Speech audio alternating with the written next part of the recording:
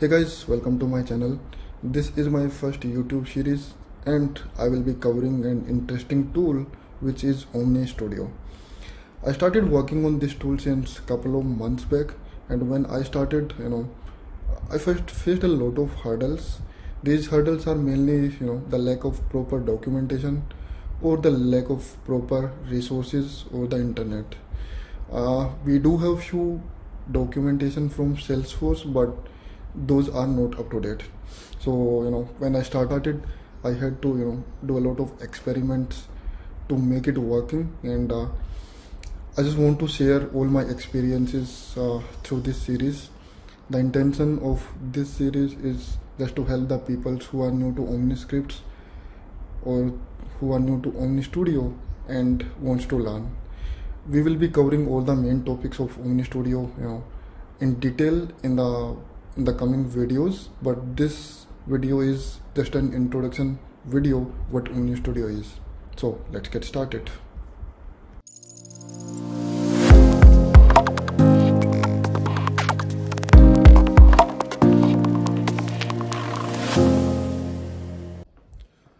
Salesforce is always inclined towards low-code policy, and you see it in the past. Process Builder, Lightning Flows, these are perfect example of the same. And now Omni Studio is one more step towards the same thing. Using Omni Studio, we can create the full applications with zero code. Yes.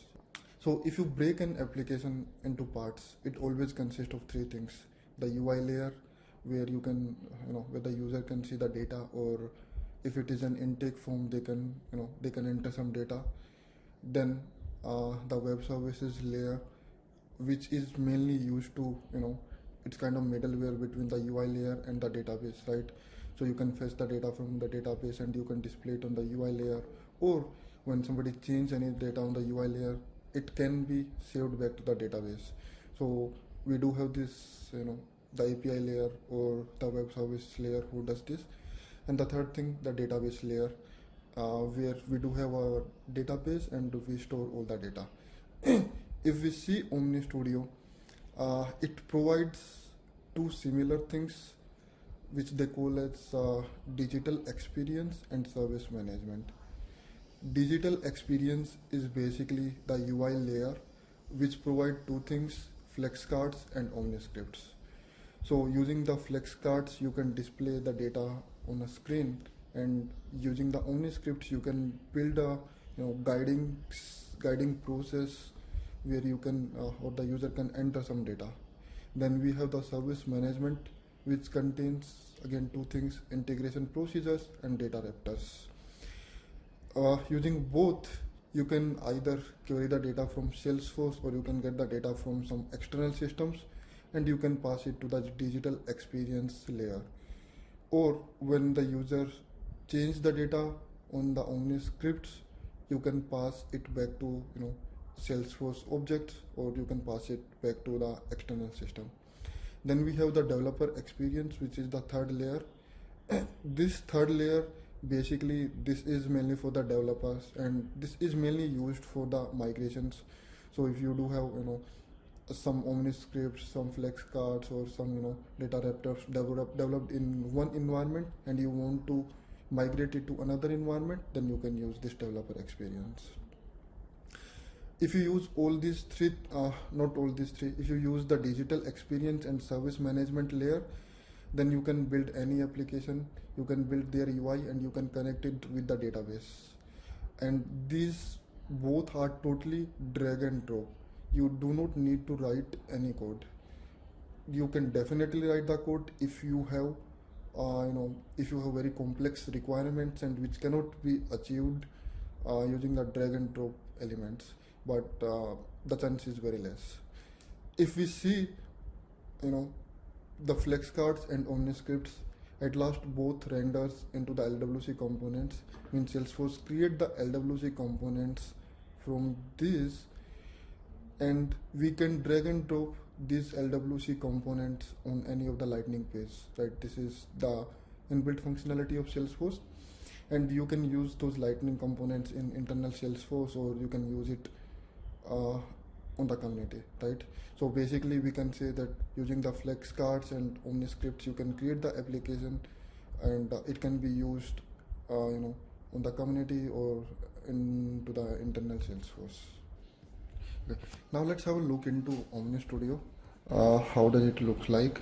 So if you do have any org which has Omni Studio or the Velocity Studio installed, then you can click on the apps icon and you can go to Velocity Digital Studio. Now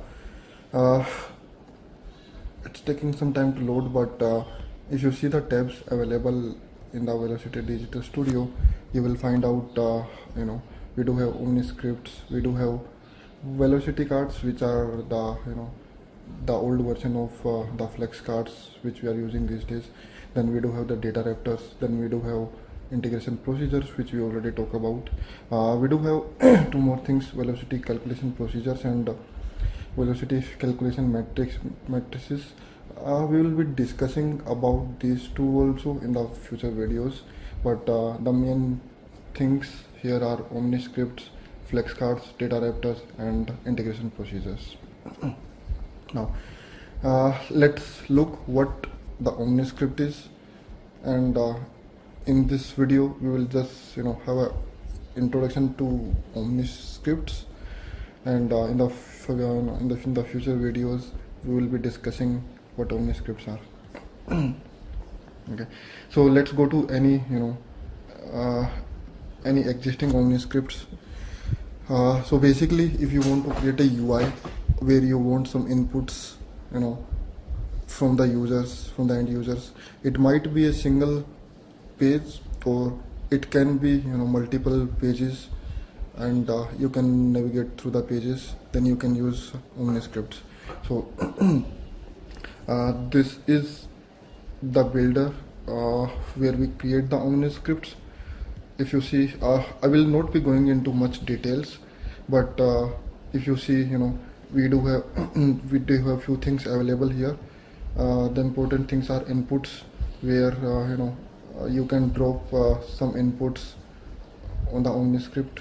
So let me try to drop few things here. Now you do have field labels and you have field labels and field names. We'll try to understand all these properties details in the next video, which will be especially on the OmniScripts. Then if you see other inputs, we have checkboxes which we can drop here, right? Then we have currency, we have date, time, emails, files if you want to upload something, images if you want to drop in the form, and the number fields, passwords, radio buttons, a lot of other things, right? So we will try to utilize as much as possible from these inputs on our OmniScript videos. Now let's see the actions. So actions, basically we do have the data raptor actions, where we can get the data from Salesforce, or we can try to insert the data from into the Salesforce. We do have delete actions, we do have DocuSign actions. So basically you can create an OmniScript and you can use these DocuSign actions to get the signature on the form on the screen itself, or you can also email them to the user so that they can sign when they get some time. We do have email actions if you want to send some emails. We do have integration procedure actions, and then few more which we will be talking later. We do have line breaks. So let's say if you are looking for some line breaks between these two components, you can drop a line break here. And we do have text blocks. So let's say if you want to display some text on the OmniScript. So for example, this is a rich text area. So you can do that, right? Then we do have groups which are block, action block, edit block, right? So we will be discussing about them much in our next videos. Now this OmniScript is totally JSON driven. What does that mean is, so let me try to preview it. So when the Omni script runs, basically it creates the JSON with the data. So for example, let's say if I am typing something, just look at this right sidebar which says data JSON. So as soon as I will type something, let's say my name is Sachin, I will type it and it will be reflected in the JSON, right? It has it has a particular structure. We have the JSON. Inside that we have the step 1. We'll try to understand these structures in the further videos. Then as soon as you select the checkbox, you can see it becomes true, right? So whatever you are seeing as the key of the JSON, it is coming from the name field which we configured while dropping these components on the Omni script, right? I think that's a good overview of Omni script. And now let's have a look into the into the flex cards. So Omni scripts was basically if you are trying to get the data, get the data from user, but if you want to display some data to user, then we use the flex cards. Okay, I just created this flex card, and as I told you, this flex card is to display some data. This data can come from multiple sources. Either it can come from from Salesforce, or it can come from the outer systems, right? So if you go to the data sources, we do have multiple data sources. We can directly have a SQL query or SOSL query and get the data, or we can use the data raptors, we can use the integration procedures, or we can use the rest.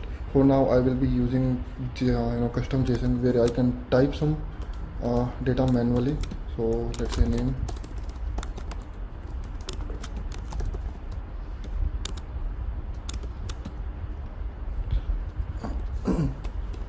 I think that's enough for now. Let's save this. Okay. Now if you want to display the data, again same like Omni script, we do have multiple elements available here. So we can see we do have data tables, we do have output fields, we do have icons, images, menu, or rich text fields, so the toggles, buttons, everything, right? So let's say I just want to display a output field here, and I want to display the name which I wrote. So you can see it will automatically present you with the JSON keys which are present in your data, and you can select them. So as soon as I do this, you can see it is showing the Sachin which I configured in the data. Same like that, we can also drop some data tables here, or we can configure which columns the data table will have. We can also we can also make it the data searchable inside the data table, or we can provide the row delete or row edit functionality, and a lot of other things we will be discussing further in FlexCard videos, right? So just summarize the difference between the FlexCard and Omni script. If you want to get some data from the end user, use the Omni scripts. If you want to show some data to the users, use the FlexCards. I think that should be clear now. Now let's go to the next thing, which are data raptors. You can create a new data raptor. When you go for new data raptor, basically you need to specify which type of data raptor you are trying to create. It can be extract, turbo, extract, load, and transform. So turbo, if you are looking to get data from one Salesforce object, you can use the turbo extract. If you are getting the data from multiple Salesforce objects, you can get the extract. If you want to load the data, or if you want to save the data to to Salesforce objects, you can use the load. And if you want to transform JSON from one format to another, then you can use the transform, right? So for example, for now I will just use extract.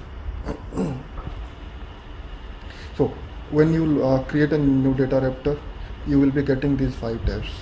We will be going to the details in the next video, but for now I will just create this sample data raptor and I will show you. So the extract tab tells which data raptor, which object we need to query from Salesforce. So let's say right now I want to query account, and if so when the data raptor returns the results, it is always a JSON, and you need to specify what will be the root key for the JSON. So for example, let's say I'm saying it account. So on the right side you can also see what will be the output of this data raptor, what's the format of that, right? So you can see the root key is account, and how to add the fields inside that I will tell you in few moments. So if you want to add any filter here, so for now I will say where id is not equal to null, okay? And if you want to add any few more conditions, they can be either in AND condition or in OR condition. You can also specify the limits, how many records do you want. You can specify the offsets record by etc. So for now I will do it, I just want one account record. Now we have formulas. Formulas means when we get the data from the records, and we want to transform it little bit, or we want to add some extra keys, then we can use the formulas. Let me show you the preview first. So I configured that I want to query the account, and I just want to query one account. So when I will execute it, you will not get any record. The reason behind this is, till now you have not specified which particular fields we want from this data, right? So to specify those fields, we need to go to the output tab, and here we can say, okay, I just want account name, and it should be in the name key in my JSON, right? So if you can see, this name key is created in the JSON, and the data it will contain is of type text. Right, now let's go to preview and try it again. So you can see I'm getting the name from the data. Right, now if I want one more field, so for example I want ID and I want it in the ID key, then I can also do that, and you can see it here, right? We will be going through all these steps in in some details when we will be on the data raptor videos. Now let's see what integration procedures are. So using we can get the data from data raptors, but they do have some limits. Limits is we can only get the data which is stored in Salesforce. What if we want to call an API and we want the data from outer system, right? And what if we want to perform multiple operations in a single transaction? So for example, I want to save account records, and then I want to query some other account records in the same transaction, right? So for that we can use the integration procedure. So if you go inside the integration procedure, you do see here these two sections. One is groups and other are actions. So groups are basically does contain some blocks, some catch blocks, some condition blocks, loop blocks, and try catch blocks. I will be explaining all these blocks in the next videos. Then we do have some actions. Actions means it can call the data raptors, the multiple data raptors, right? So basically we can drag and drop. So first I need to save it, and then I can drag and drop these things, right? So if I want let's say I want to call a extract data raptor, I can do that, right? If I want I want to call some external system, I can drop a remote action, right? Or HTTP action. Sorry, if I want to call Apex class, then I can drop the remote action, and if I want to query the outer system, then I can drop the HTTP action. Then if you want some calculations, we can also do that. If you want some try catch blocks, we can also do that. So don't worry, I will be explaining all these things in details in my next videos. So I hope you are clear whatever whatever we discussed till now. If you are still not clear, that is fine, no worries. I will be explaining them in much detail in later videos, so stay tuned for them. I think that is enough for this video. I will see you in the next videos.